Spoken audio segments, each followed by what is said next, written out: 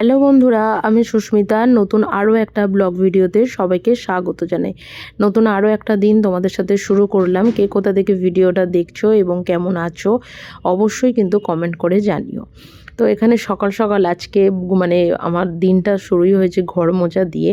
কারণ হচ্ছে আজকে আগের ব্লগেই বলেছি তোমাদেরকে যে আমাদের বাড়িতে যে পিসি কাজ করেন উনি অসুস্থ, তাই আজ কাজে আসতে পারছেন না।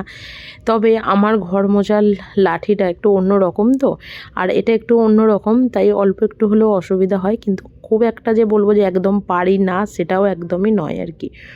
আর আমাদের ছাদে হচ্ছে প্রচুর গাঁদা ফুল গাছ আছে, মোটামুটি ঠাকুর পুজো তো রোজকার হয়েই যাবে। তো মা এখানে তুলতে এসেছিলো ফুলগুলো, দাঁড়িয়ে দাঁড়িয়ে আর কি একটা টুকটাক কথাবার্তা চলছিল। আর এদিকে আমি ওই ছাদে জামা কাপড়গুলোকে একটু শুকাতে দিতে এসেছি। রোদ প্রচণ্ড থাকলেও হাওয়াটা এত বাজেভাবে হাওয়া দিচ্ছে যা বলার নয় আর কি। আর আমাদের ছাদে শুধুমাত্র ফুল গাছ নয়, পালং শাক, তারপরে টমেটো, লেবু, লঙ্কা, অনেক কিছু গাছ কিন্তু এখানে বসানো রয়েছে। আর আজকে বাড়িতে দুপুরবেলা হবে হচ্ছে পৌষ পার্বণের রান্না আর কি। এই রান্নাটা আমি একবার কাঠিয়ার থাকতে করেছিলাম, ভীষণ ভালো লাগে। সবথেকে বেশি ভালো লাগে তো হচ্ছে বিউলির ডাল। মানে দুটো, ওই যে বলেছি, দুটো মানুষ যদি একসাথে থাকে আর সেখানে যদি দেখা যায় যে একটা মানুষ এটা খায় তো একটা মানুষ ওটা খায় না, তখন সত্যি কথা বলতে না একদম করতে ইচ্ছা করে না। তবে আমি করি মাঝে মাঝেই, তবে বিউলির ডালটা না একদমই খাওয়া হয় না। তো সেটাই আর কি সবথেকে ভালো লাগে আর কি, যে বিউলির ডালটা অন্তত খেতে পাবো। তো এখানে আজকে রান্না হবে অনেক কিছু, তো চলো ব্লগটা আস্তে আস্তে দেখতে থাকো, তোমাদেরকে সবটাই বলবো। তবে তার আগে যেটা হবে সেটা হচ্ছে অনেক রকম সবজিপাতি কাটা হবে। আর এখানে মা ওই বড় বড় শীষ পালং খুব সম্ভবত বললো আর কি, তো সেটাকেই আর কি এদিকে একটু ছাড়িয়ে টাড়িয়ে কেটে কুটে দিচ্ছে আর কি। কারণ আমি খুব একটা এই শাকটাকে কাটতে পারি না। আর সবথেকে বড় কথা হচ্ছে আমি এই মনে হয় জীবনে প্রথমবারই নাম শুনলাম শাকটার, শীষ পালং। পালং শাক তো প্রচুর খেয়েছি, তবে এটা হয়তো প্রথমবার খাচ্ছি বা খেয়েছি, হয়তো চোখে দেখিনি, সেটাও হতে পারে আর কি। তো যাই হোক, অনেক সময় হয় কি আমরা যখন নিজেদের সংসারে নিজেদের মতন করে থাকি না, তখন কিছু নির্দিষ্টভাবে আমরা আমাদের সংসারটাকে নিজেদের মতন করে গুছিয়ে নিই।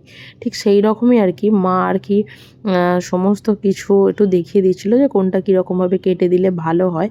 আর তারই মাঝখানে আজকে আমাদের হয়েছিল ডাল সেদ্ধ মুড়ি, তো সেটা খেয়ে নিয়ে এখানে সবজিগুলো তোমাদের সাথে আর কি শেয়ার করলাম। পালং শাক, লাউ শাক, আলু, সমস্ত সবজি, টমেটোমের চাটনি হবে বলে টমেটো, বহু কিছুই কিন্তু এখানে আমাদের মানে আছে আর কি। আর এদিকে আলু আর এদিকে বেগুনগুলো আর কি ভেজে নিয়ে এদিকে সমস্ত সবজিগুলোকে ভেজে নেওয়া হচ্ছে। মানে রান্না বান্নাটা যখন হচ্ছে তখন দুজনে মিলিয়ে মিশিয়ে ওই একসাথেই হচ্ছে।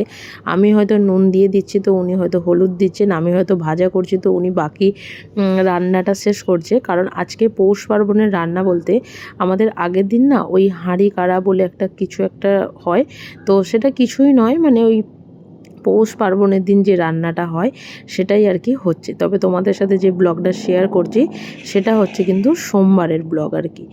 তো যাই হোক, এদিকে এই যে সমস্ত কিছু মানে মোটামুটি ভাজা হয়ে গেছে। আর বাঁধাকপিটা আগে থেকে সেদ্ধ করে রাখা হয়েছিল, আলু আর মটরশুঁটি ভেজে নিয়ে এদিকে বাঁধাকপিটাকে ভালো করে ভাজা হচ্ছে।